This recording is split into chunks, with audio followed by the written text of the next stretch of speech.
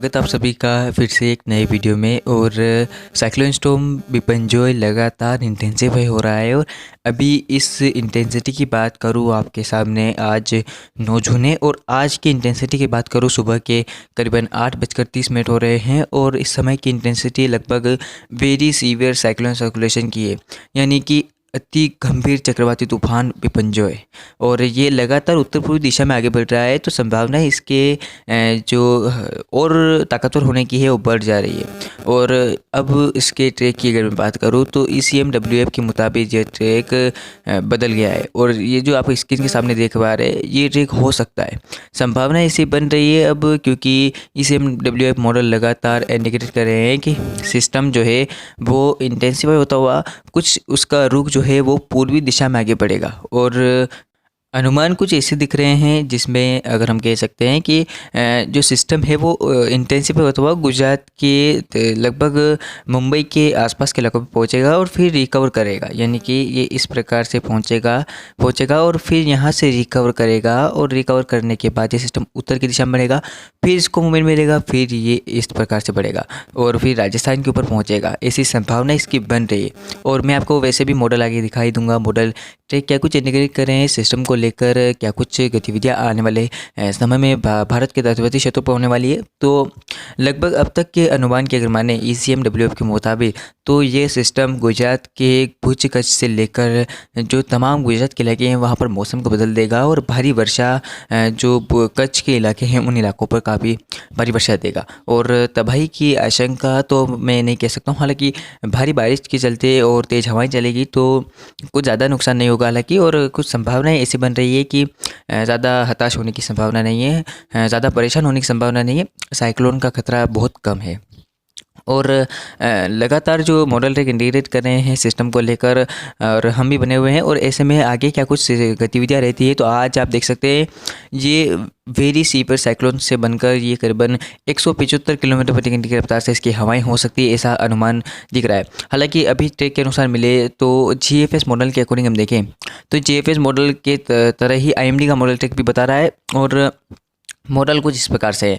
और उसमें आज यानी कि मैं कह सकता हूँ कि 11 तारीख के आसपास 11-12 के बीच में ये सिस्टम यानी कि 150 किलोमीटर प्रति घंटे की रफ्तार से चलेगा, इसके अंदर की हवाएं चलेगी और सिस्टम और इंटेंसिफाई होगा, ऐसी संभावना इसकी बन रही है। लेकिन ये आप 9 जून की तस्वीरें, आज की तस्वीरें आप देख सकते हैं, 9 और 10 की जून के बीच की तस्वीरें हैं। और आप देख सकते हैं कि सिस्टम काफ़ी नज़दीक होगा, मुंबई महाराष्ट्र में भारी बारिश शुरू हो जाएगी इसके प्रभाव से आज रात्रि से ही। और संभावना है इसके यानी कि मैं कह सकता हूँ कि 200-300 किलोमीटर दूर होगा और ज़्यादा भी हो सकता है। आप देख सकते हैं दूरी इसकी यहाँ पता नहीं चलती ये कितना पास में होगा, कितना ज़्यादा इंटेंस रहेगा। और अभी ज़्यादा हम कह नहीं सकते। आप देखिए सिस्टम का प्रभाव मुंबई तक देखने को मिलेगा, मुंबई से लेकर नासिक, ठाणे, कोल्हापुर, रत्नागिरी, सिंधुदुर्ग तमाम जगहों पर बारिश होने की संभावनाएं बन रही है।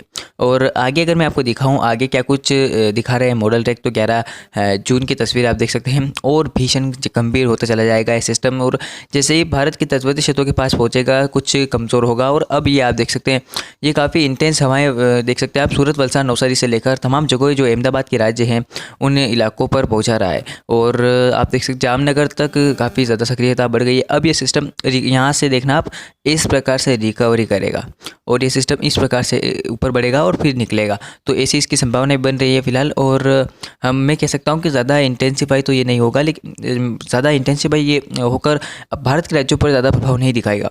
हालांकि आप ये तस्वीरें देख सकते हैं ECMWF मॉडल के अकॉर्डिंग है। और लगातार मॉडल ट्रैक में बदलाव के चलते अभी ज़्यादा सुनिश्चित नहीं हो पा रहा है कि अभी भी सिस्टम इसी दिशा में आगे बढ़ेगा। हालांकि जब मैंने विंड का मॉडल ट्रैक खोला और उसमें ट्रैक देखा तो ट्रैक लगातार दिखा रहा है कि ये सिस्टम जो है वो राजस्थान तक पहुंचेगा।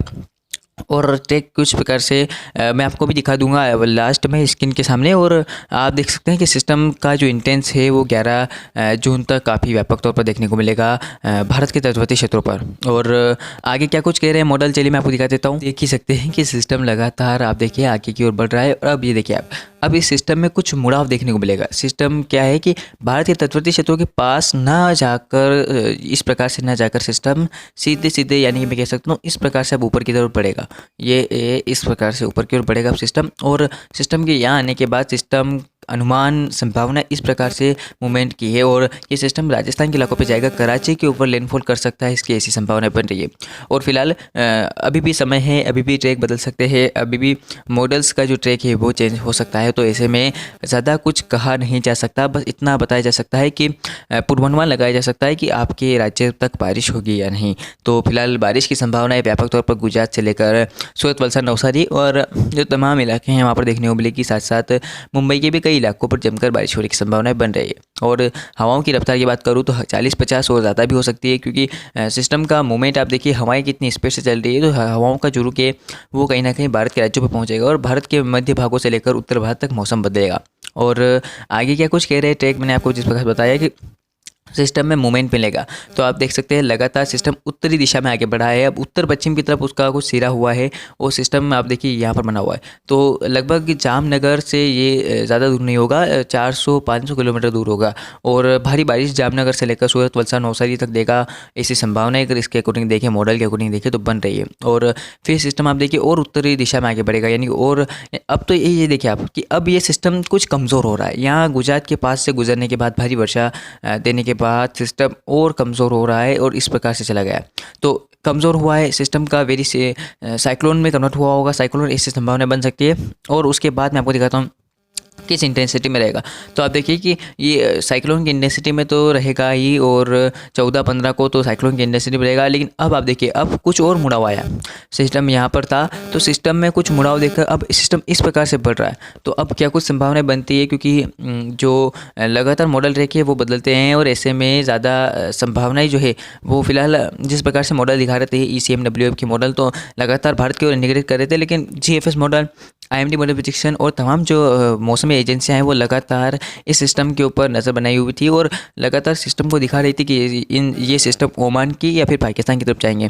लेकिन अभी भी पाकिस्तान के आप देख सकते हैं कराची के आसपास के इलाकों पर ये सिस्टम पहुंचेगा, ऐसी संभावना इसकी बन रही है। लेकिन भारत के राज्यों की मैं बात करूँगा जहाँ पर अभी फिलहाल ज़्यादा खतरे की आशंका नहीं है। हालाँकि अगर ये आप देखिए कि अब ये देखिए, अब देखिए ये सिस्टम इस प्रकार से मुड़ा और यहाँ पर आने के बाद ये सिस्टम यहाँ पर लैंडफॉल किया, यानी कि कराची के दक्षिणी हिस्सों पर इसका लैंडफॉल होगा और फिर ये सिस्टम इस दिशा में आगे बढ़ेगा, इस दिशा में इसकी संभावना बन रही है। मैंने आपको भी दिखा देता हूँ, चलिए। तो देख सकते हैं आप सिस्टम यहाँ पर गया, आप देखिए पूरे पाकिस्तान के अंदर गया और भीषण बारिश राजस्थान के कई इलाकों पे होगी। इसके प्रभाव से कोटा से माफ़ कीजिएगा, जोधपुर से लेकर देख सकते हैं आप जो बीकानेर, चूरू के इलाके हैं उन इलाकों तक बारिश होगी। उदयपुर, कोटा और जयपुर तमाम जगहों पर भारी बारिश देखने को मिलेगी इसके प्रभाव से।